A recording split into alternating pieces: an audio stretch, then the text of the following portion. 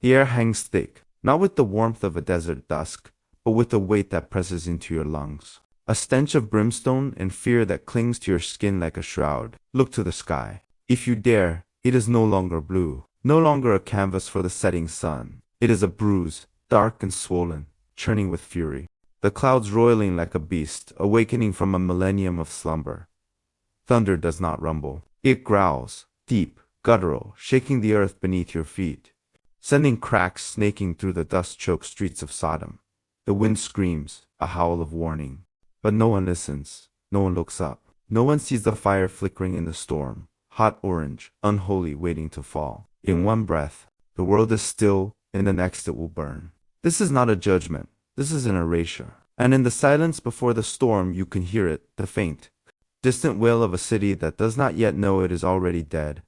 God's wrath is coming, and it will leave nothing but ash and salt, and the terror that echoes through eternity. To understand the destruction, you must first understand the sin. Sodom and Gomorrah were not mere cities. They were temples to corruption, fortresses of arrogance, gardens where evil grew like weeds, unchecked and unashamed. They rose from the Jordan Valley, lush and prosperous, fed by the waters of the Dead Sea.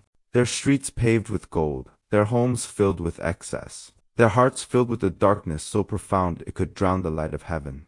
God did not destroy them on a whim. He destroyed them because they had turned their backs on every law, every grace, every spark of humanity that made them worthy of life. They had become a cancer, eating away at the very soul of the earth, and cancer must be cut out. Root and branch. Imagine it. The streets of Sodom at night. Torches flicker, casting long twisted shadows that dance like demons. The air reeks of wine and gluttony, of excess and decay. Men and women stumble through the alleys, their laughter loud and hollow, their actions unthinkable, their morality stripped away like a tattered cloak. There is no kindness here, no compassion, no mercy. The strong prey on the weak, the rich exploit the poor.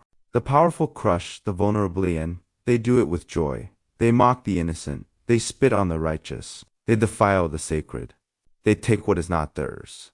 They destroy what is good. They revel in their own depravity, as if sin were a feast to be devoured. Arrogance was their crown. Pride was their shield. They believed themselves untouchable. They believed their prosperity was a sign of God's favor, not a test of their faith. They scoffed at the very idea of judgment. Who is God to tell us what to do? They sneered. We have built these cities with our own hands. We have made ourselves great. We answer to no one. They forgot that prosperity is a gift, not a right. They forgot that power without humility is a curse. They forgot that even the mightiest cities can be reduced to ash in the blink of an eye, if the hand of the Almighty decides it. But it was not just greed or arrogance that sealed their fate. It was their complete and utter rejection of hospitality, the sacred bond that binds humanity together. In the ancient world, to turn away a stranger was to turn away God himself. But in Sodom and Gomorrah, strangers were not just turned away, they were hunted. They were tormented. They were destroyed.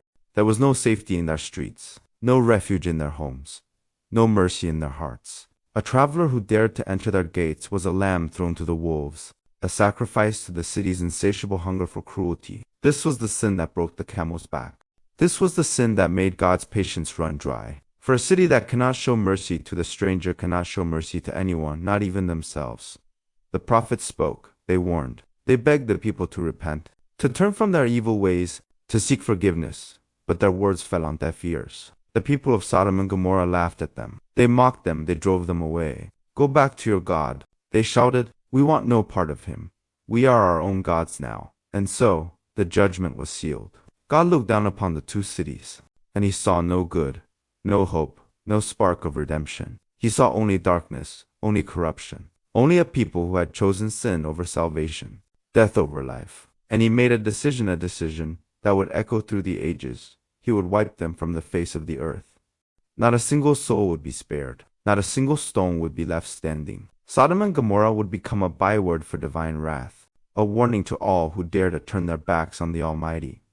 But God is not without mercy. Even in his wrath he spares the righteous. And in Sodom, there was one man who still clung to the light, Lot, a man of faith, a man of virtue, a man who had been dragged into the city's corruption by his family, but who had never let it taint his soul. God saw him. He heard him. He knew his heart. And so, he sent 2 angels to Sodom to warn Lot, to save him and his family. Before the storm of wrath descended, the angels came at dusk, their forms human, their faces calm, their eyes holding a light that no mortal could match. They walked through the streets of Sodom, unnoticed at first, their presence a quiet contrast to the chaos around them. They reached Lot's house, and they knocked. Lot answered, and when he saw their faces pure, holy, unblemished, he fell to his knees. He knew who they were. He knew why they had come. "My lords," he whispered, his voice trembling with reverence and fear. "Please come in, rest your feet, eat bread, drink water. Do not spend the night in the streets." He begged them to enter, to take refuge in his home, for he knew the danger that lurked in the city's shadows. The angels hesitated, then agreed. They entered Lot's house, and he closed the door behind them, a door that would soon be the only barrier between life and death. But the peace did not last. Word spread through the city. Strangers had come to Lot's house. Strangers who were different, strangers who were pure, and the men of Sodom fueled by their lust, their cruelty, their insatiable hunger for sin gathered outside Lot's door. They pounded on it, their fists slamming against the wood, their voices roaring with rage and desire. "Lot, bring them out to us," they shouted. "We want to know them. We want to defile them." Their words were vulgar, their intentions clear. They cared not that these were strangers. They cared not that Lot had offered them hospitality. They cared only about satisfying their own depraved desires. Lot rushed to the door, his heart pounding, his hands shaking. He opened it a crack, his face pale with terror. "No," he begged, his voice breaking. "Please, my brothers, do not do this evil. Take my daughters instead. They are pure. They have not known a man. Do with them what you will. But leave these men alone. They are my guests. I cannot betray them."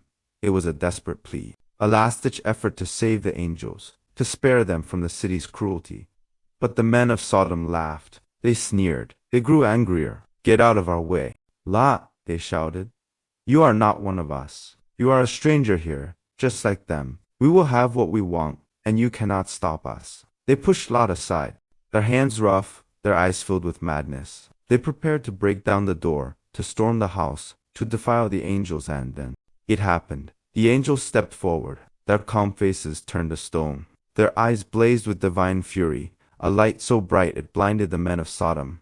And then, with a single word, a word so powerful it shook the earth, the angels struck. The men outside the door screamed, not in rage, not in desire, in agony. Their eyes burned, their vision vanished. They stumbled backward, clawing at their faces, their hands tearing at their eyes, as if trying to pull the darkness out. They could not see, they could not find their way. They could only hear the sound of their own screams, the sound of their own terror. As the divine power of the angels stripped them of their sight, it was a miracle, a warning, a sign of the wrath that was to come. The men of Sodom, who had mocked the sacred, who had defiled the innocent, who had rejected the mercy of God, were now blind, blind to the light, blind to the truth, blind to the judgment that was about to consume them. Lot stood there, trembling, as the screams faded into the night. He looked at the angels, their faces still calm, their eyes still blazing with divine light. He knew the time had come, the end was near, and he had to run. Dawn was breaking, but the sky was not light. It was dark, black, churning with fire and brimstone. The air was thick with the stench of sulfur, so strong it made Lot gag, so acrid it burned his throat. The angels grabbed him by the hand, their grip firm, their voices urgent.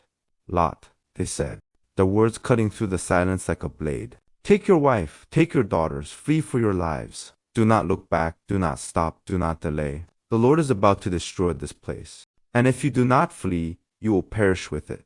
Lot did not hesitate. He ran to his wife, to his daughters, his voice shaking with fear.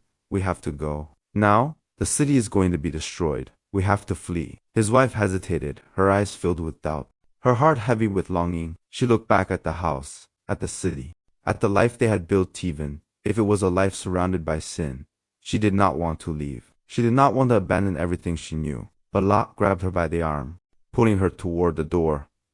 "We have no choice," he shouted. "God has spoken. We must flee, or we will die." And so they ran. Lot, his wife, his 2 daughters, racing through the streets of Sodom, their feet pounding against the dust, their breath coming in ragged gasps.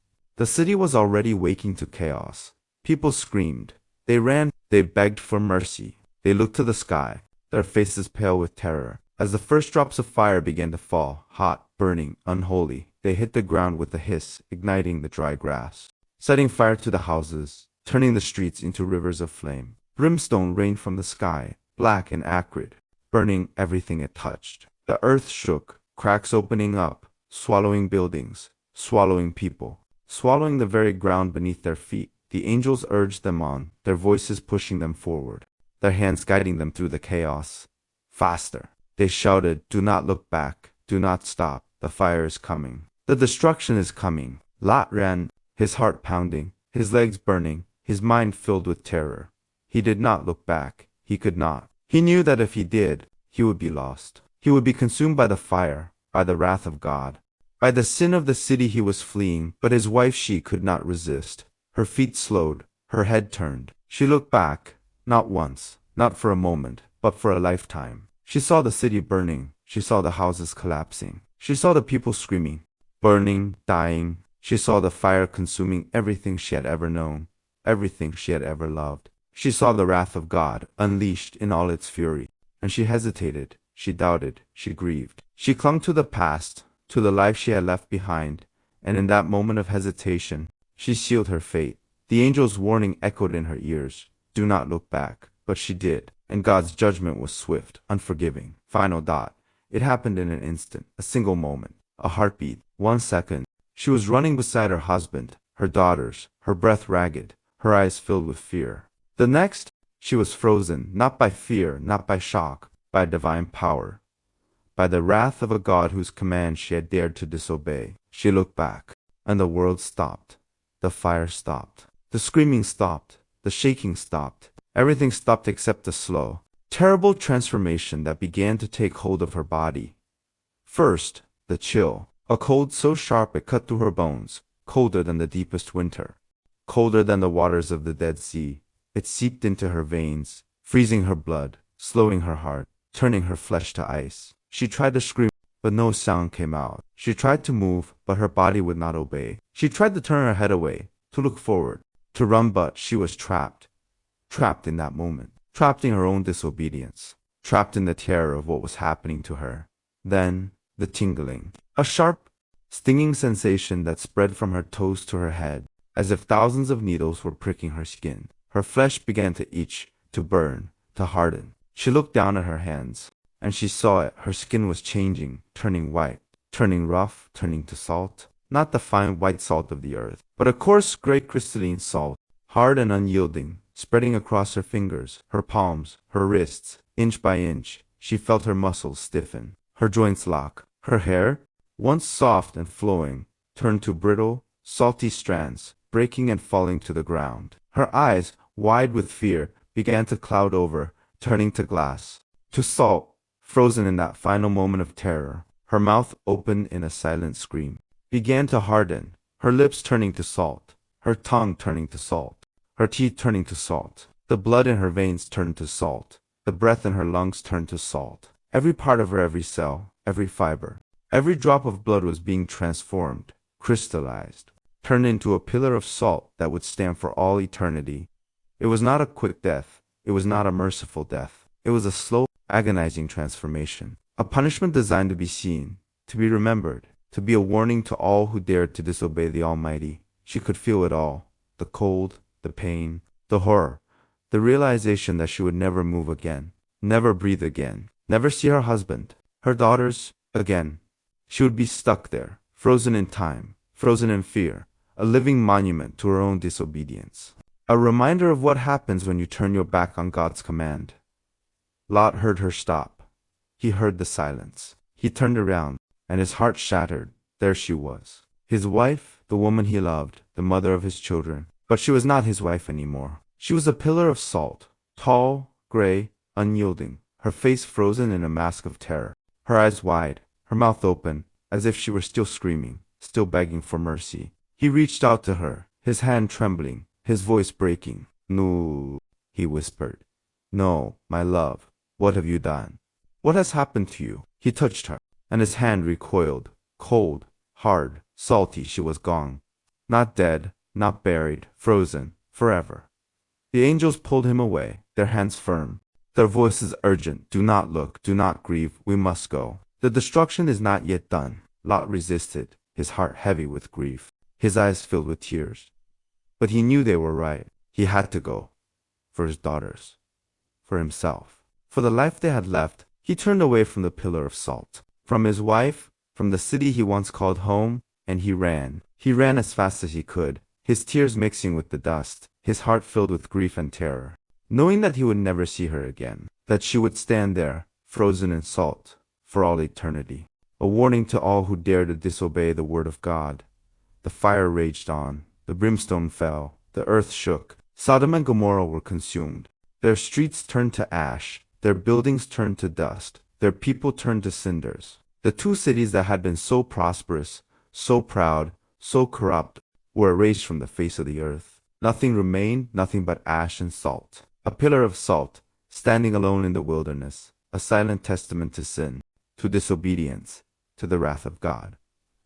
When the fire died, when the brimstone stopped falling, when the earth stopped shaking, there was silence. A silence so deep, so profound, it could be felt in the bones. The Jordan Valley lay in ruin. Sodom and Gomorrah were gone. Nothing but a desolate wasteland, covered in ash and salt. A graveyard for a civilization that had chosen sin over salvation. The pillar of salt stood there, alone, in the wilderness. A silent reminder of what happens when we turn our backs on God. When we ignore his warnings, when we let pride and corruption consume us today. The ruins of Sodom and Gomorrah are still there, buried beneath the sand, a testament to divine wrath, a warning to all who walk the earth. The story of Sodom and Gomorrah is not just a story from the past, it is a warning for the present, a reminder that no matter how prosperous we become, no matter how powerful we feel, no matter how untouchable we think we are never beyond the reach of God's judgment. Pride, corruption, cruelty, disobedience. These are the sins that destroy nations. These are the sins that bring down empires. These are the sins that turn cities into ash. Lot's wife is still there. 2. A pillar of salt, frozen in fear, frozen in disobedience. A reminder that even the smallest act of rebellion can have eternal consequences. She looked back, she hesitated, she clung to the past, and she paid the price. A price that would last for all eternity. Her story is a warning. Do not look back. Do not cling to the past. Do not disobey the word of God, for his judgment is swift. His wrath is fierce, and his mercy is not infinite. We live in a world that is not so different from Sodom and Gomorrah. A world filled with pride, with corruption, with cruelty, with disobedience. A world that mocks the sacred, that rejects the righteous, that revels in sin. But the story of Sodom and Gomorrah reminds us that God's patience is not endless. That judgment is coming, that we must turn from our evil ways, that we must seek forgiveness, that we must choose life over death, light over darkness, obedience over rebellion. And now, I ask you, what will you choose? Will you be like the people of Sodom and Gomorrah, clinging to sin, ignoring the warnings, facing the wrath of God? Or will you be like Lot, choosing obedience, choosing life, choosing the light? The choice is yours. But remember, judgment is coming, and it will leave nothing but ash, and salt, and a terror that echoes through eternity. If you found this story as haunting, as powerful, as eye-opening as I did, then do me a favor, hit that like button. Subscribe to ShotCut Epic Chronicles, because we are just getting started. We will dive into the darkest, most terrifying, most epic stories from history, and mythology stories that will make you question everything. Stories that will chill you to the bone. Stories that will stay with you long after the video ends. Don't miss out. Subscribe now, and turn on notifications. Because the next story we tell, it might be even more terrifying than the fall of Sodom and Gomorrah. Trust me, you won't want to miss it. Until next time, remember, the past is never truly gone. It is a warning, a reminder, and a testament to the power of God's wrath. Stay curious, stay and never, ever look back.